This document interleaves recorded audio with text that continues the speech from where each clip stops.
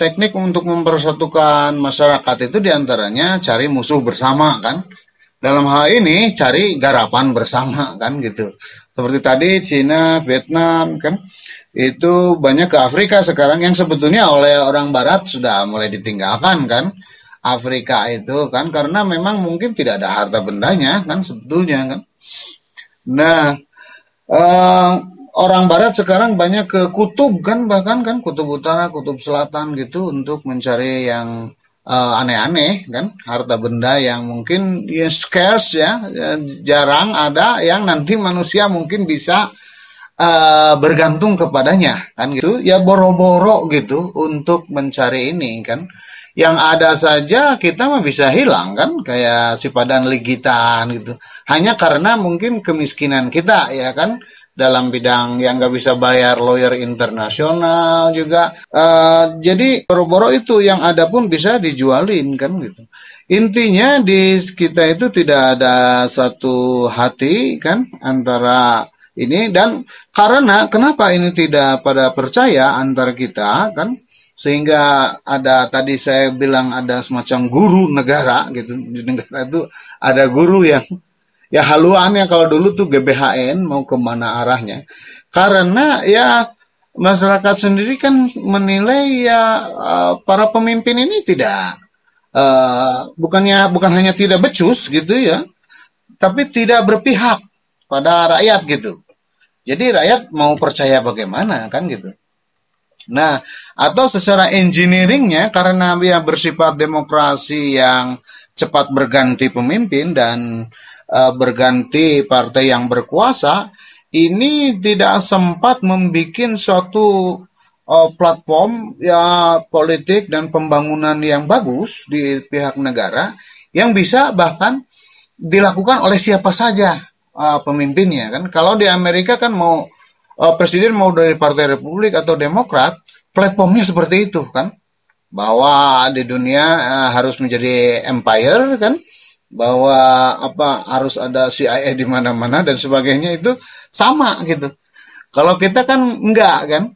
Jadi ini kadang begini, kadang begitu kan. Gitu. Kalau di Amerika itu memang caranya saja yang rada beda kan. Kalau kaum Demokrat ya bersifat demokrasi gayanya. Kalau ke suatu negara itu tidak diperangi tapi biarkan antar rakyat di negara tersebut saling berperang kan. Kayak Obama kan, ya Arab Spring itu kayak gitu kan.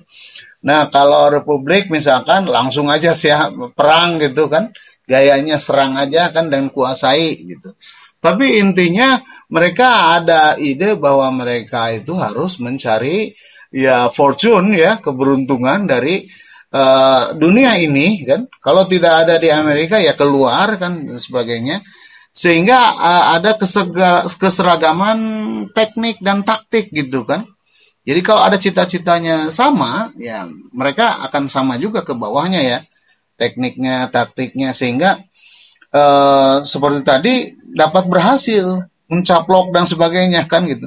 Kalau ini mah kalau kemarin ya beruntung ini masih NKRI kan gitu.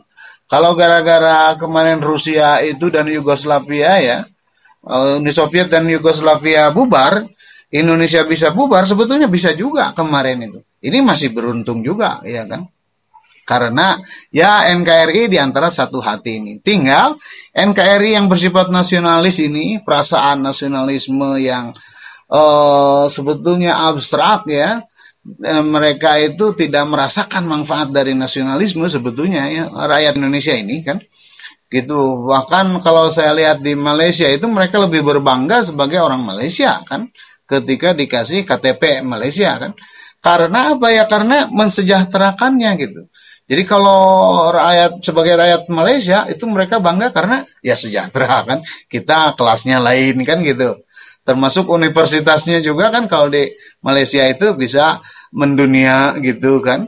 Di antara 100 terbaik dunia gitu. Kayak gitu. Nah kalau di kita kan karena ininya serba dadakan atau apa kan gara-gara ini berubah-ubah kebijakan kan. Jadi boro-boro untuk mencaplok atau mengorganisasi yang lain ya kan dalam kendali kita. Kita juga tidak bisa mengendalikan diri sendiri. Tapi yang penting kan mereka berkuasa. Itu yang dipikirkan oleh para politisi, bukan membangun negara ini. Saya kira begitu.